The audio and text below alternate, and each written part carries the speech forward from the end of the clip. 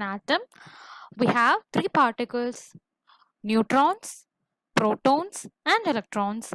Neutrons and proton combine together to form called nucleus, and it is surrounded by electrons which is moving around.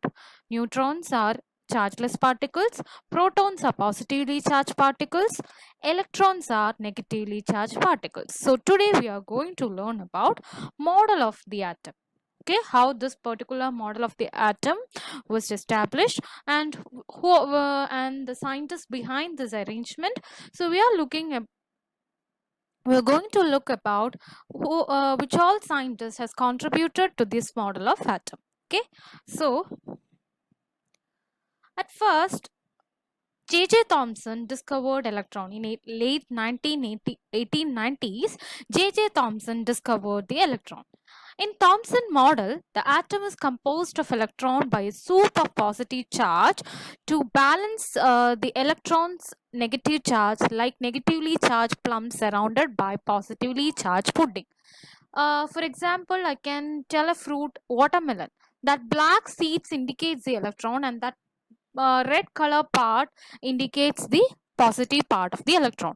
This was the first model suggested by J.J. Thomson, and this model is known as plum pudding model. Here in the positive charge, the electrons are what just put we can see this electrons are plumb surrounded by the positive charge pudding. Okay, that is they are embedded or in this positive charge. Okay, so for example, just imagine the watermelon. We can see that black seeds, we can indicate it as electron, and that red color part as positive charge. Okay, this is a J.J. Thomson plum pudding model. Next was Ernest Rutherford discovered proton in 1909, and this was a great establishment for the model of atom, and he was a experiment, and one of the major contribution was done by gold foil experiment by Rutherford. Okay, Rutherford gold foil experiment established the structure of the atom, and in this experiment Rutherford bombarded alpha particles on a gold foil. Alpha particles mean positively charged radiation is called alpha particles. Okay, in this experiment Rutherford bombarded alpha particles on a gold foil. A source which is going through the alpha decay is placed in a lead box. This lead box has a small hole in it. Okay, the particle which pass through the opening can escape, and these particles follow a straight line and hit the gold foil. Okay, this is the experiment. The Rutherford bombarded the alpha particle. Please notice the important point: alpha particle is a positively charged particle. Okay, so it is hitting that gold foil like this. So here you can see from the lead box, the alpha particles are coming and hitting the gold foil, and you can see different types of deflection in this experiment. So what was the observation was, you can see here the most of these particle what undeflected, and we can see it is passing through without any deflection, and some of the particle deflected at a small angles, and some of them deflected at a greater angle. So these was the observation of the Rutherford gold foil experiment. So the main observation was most of the alpha particle follow the straight line. You can see the red line which is following straight. Okay, some particles get deflected, some of the particle get deflected, and few particle bounce back of the foil and back to the left itself from the point itself. Okay, so here the most of the particle undergo little to no scattering because most of the atom is empty. This is the first observation or first conclusion came from gold foil experiment. We can see the most of the atom, that is most of the particle undergo no scattering because the most of the space in an atom is empty. Because here we can see some lines are going straight, which shows that this point indicates the nucleus of atom. So if it is going like this, means there is no particle for the interaction, so it will be going straight. So this shows most of the space in an atom is empty. At second, we saw some particle deflected.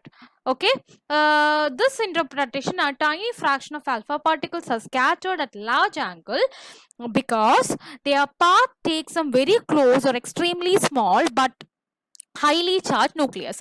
So some particle deflected because it will be passing through nearby nucleus, where nucleus is positively charged. If nucleus contain protons and neutrons. Protons are positively charged particle. Due to this positively charged particle, they get deflected, because alpha particles is also positively charged particle, so they get deflected. This was the second interpretation. Next figure, it will be explained very clearly. This was the structure. We can see the particles are what beam of alpha particle is hitting the gold foil, and many of the alpha particles are going straight without undeflected. This was the observation, most of the alpha particle travel through the foil undeflected. Interpretation: the atom is mostly empty space. Atom is mostly empty space.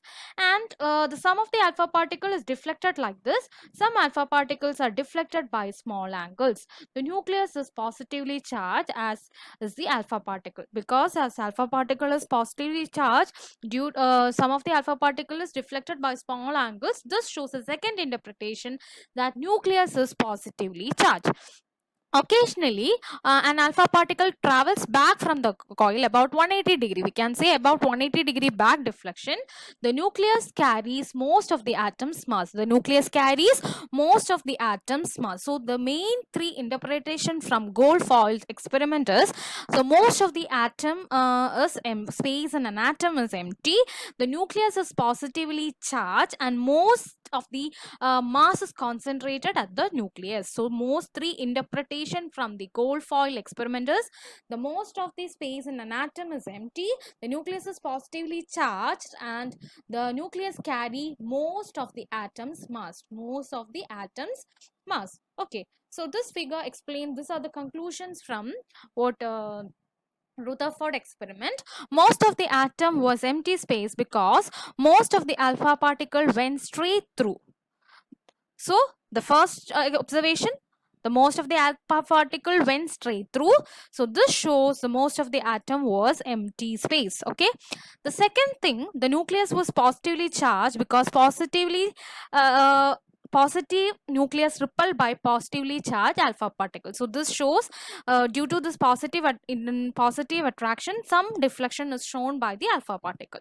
And the third diagram, the mass of the atom was concentrated in the nucleus. The nucleus is very dense, not large or heavy, because the alpha particles were repelled straight back at the large angle. When it is go nearby the nucleus or at the nucleus, it is reflected back. This shows the most mass of the atom was concentrated in the nucleus, and nucleus is very dense. So, because the alpha particles were repelled straight back. Okay, this was the three important observation done by Rutherford. So can you please make a note of this? Okay, first what you have to write is write Rutherford gold foil experiment. Please write these statements. Okay, you can pause the video and write the statement. Okay, second, observations of the gold foil experiment. No need to draw this figure, but you can draw this figure. Okay, Rutherford gold foil experiment, and write this observations, and last this conclusion and this particular diagram.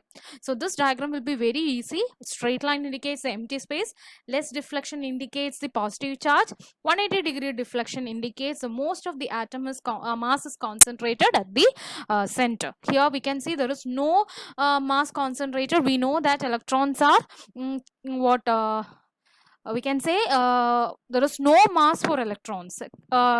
Yesterday we have studied about that. So this shows, this complete deflection shows the most mass concentrated at the center. Okay, and this was Rutherford gold foil experiment. I will show you another YouTube video, and followed by this video. Okay, and this that particular video will show you the 3D animation of this particular gold foil experiment. So at first J.J. Thomson invented plum pudding model and electron. Later Rutherford invented proton and gold foil experiment, and he modified the structure of the atom. And then later James Chadwick worked with Rutherford and Thomson. In 1932 he proved that neutron exists. This was